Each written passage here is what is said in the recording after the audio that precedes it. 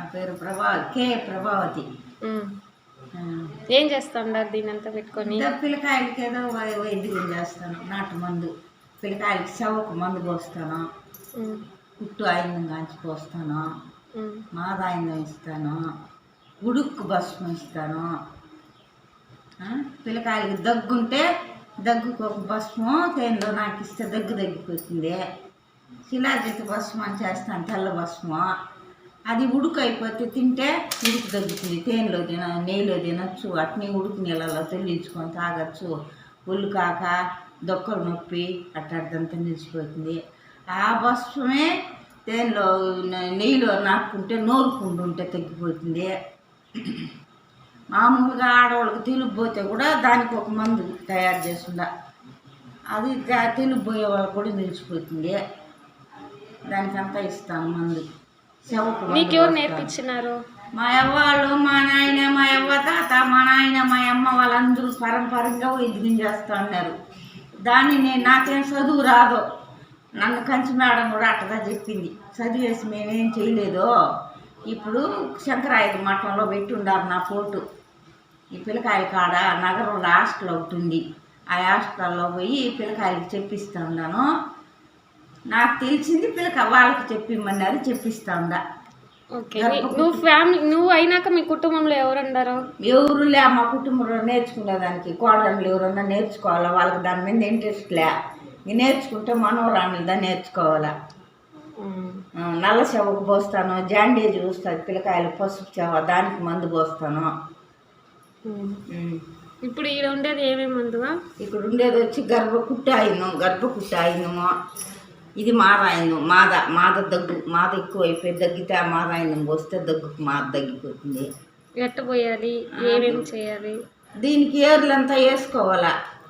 దీనికి మాదేరు, చిర్రేరు, గొంజేరు అట్లా ఏర్లంతా వేసి ఊరబెట్టుకోవాలా. ఆముదం ఉప్పింటాకు దంచి పసులు పిండుకొని ఆముదం కాంచి వడగట్టి చల్లారనిచ్చి ఏర్లలో పోసుకోవాలి. ఏర్లలో కస్తూరి పసుపు కొంచెం నూరి ఆ ఆముదంలో వేసేస్తే ఊరుతూ ఉంటుంది ఎప్పుడు. అది ఎక్కువ దగ్గు మాద వచ్చేసి ఎక్కువ దగ్గినారంటే పిల్లకాయలకు దానికి 10 నిమిషాలు ఆ రాత్రిలో కొంచెం పోస్తే పిల్లకాయలకి మాద దగ్గు తగ్గిపోతుంది. మళ్ళీ ఇది గర్భకుట్టు. పిల్లకాయలు ఊరికే నీలుగుతారు. గర్భవాయువు అనేది ప్రతి బిడ్డకు ఉంటుంది గర్భకుట్టు. ఇది ఒక 5 పూటలు రోజు మార్చి రోజు పోసేస్తే ఆ గర్భకుట్టు వదిలేస్తుంది. మళ్ళీ పోయి డాక్టర్ దగ్గర మందులు పోసుకుంటారు. మన మందే కూడా పోయొచ్చు. దానికి ఎవరికి పోస్తావు? బిడ్డలకు పోస్తావా? చిన్న బిడ్డలకు పురుడు దేరిన బిడ్డకు పోయొచ్చు. గర్భకుట్టుకు ఊరికే మురుకుతారు బిడ్డలు. దాన్ని పోసిన నాటి సాయంత్రం వజకు మెరుగు పోయాల. మరుసనాటి తెల్లారితో ఒళ్ళికి పోసి శుంఠి వజ సాయంత్రం పోస్తే నీళ్లు పోస్తే పిల్లకాయలు నెమ్మదిగా నిద్రపోతారు, కొంచెం బాగుంటారు. ఈ గర్భకుట్టు వదిలిపోతుంది. 5 పూటలు రోజు మార్చి తలకు పోసి తుడిచేసి ఆముదం పోయాల.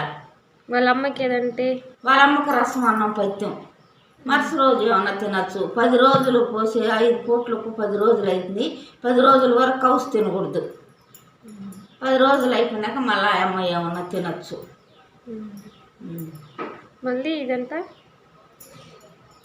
ఇది పిల్లకాయలకు జ్వరం వస్తే తేనెలో రంగలించి నాకిస్తే ఎర్ర భస్మం తేనెలో రంగలించి నాకిస్తే జ్వరం తగ్గుతుంది. పెద్దోళ్ళు కూడా తినచ్చు.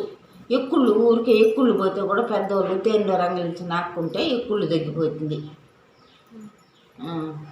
ఇది ఎర్ర భస్మం. ఇది ఎక్కుళ్ళు పోయే తగ్గిపోతుంది. జ్వరం తగ్గుతుంది, ఒళ్ళు నొప్పులు తగ్గుతుంది. పిల్లకాయలు గుర్తు పెట్టచ్చు, పెద్దోళ్ళు కూడా తినచ్చు. చిందూరం అంటారు, అన్నబేది చిందూరం అంటారు దాన్ని. ఇప్పుడు ఇది వచ్చి తాబేలు చెప్పుల భస్మం. ఇది తింటే ఆడవాళ్ళకి తెలుగు పోయేది తగ్గిపోతుంది. తాబేలు చెప్పులు 2 మాటలుగా పుట్టం 3 మాటలుగా పుట్టం పెట్టాలి. చెప్పులు కొట్టి ఒక ప్రవిందులు వేసి ఇంకొక ప్రవిందు మూసి పెట్టి దాన్ని పుట్టం పెట్టాలి. పిడకలలో పెట్టి మందు తీరినాక నూరుకొని పెట్టుకుంటే ఆడవాళ్ళకి, ముఖ్యంగా ఆడవాళ్ళకి పనికి వస్తుంది. ఎట్ట తినాలి? అది కూడా నెయ్యిలో నాటుకోవాలా. వెన్నపూసలోనో నెయ్యిలోనో ఆకులో తమలపాకులో కొంచెం పెట్టుకొని రంగలించి నాటుకుంటే తెలుగు పోయేది తగ్గిపోతుంది. ఆ తెల్లగుండు పోయేదానికి ఎన్ని రకాలుగానో ఇస్తాను, తెలుసుకోవాలా. ఇది మొలలు ఉండే వాళ్ళకు మందు ఇస్తాను, మొలలు తగ్గిపోతుంది. మళ్ళీ దేనికంతా ఇస్తావా మందులు? అదే మొలలకి ఇస్తాను.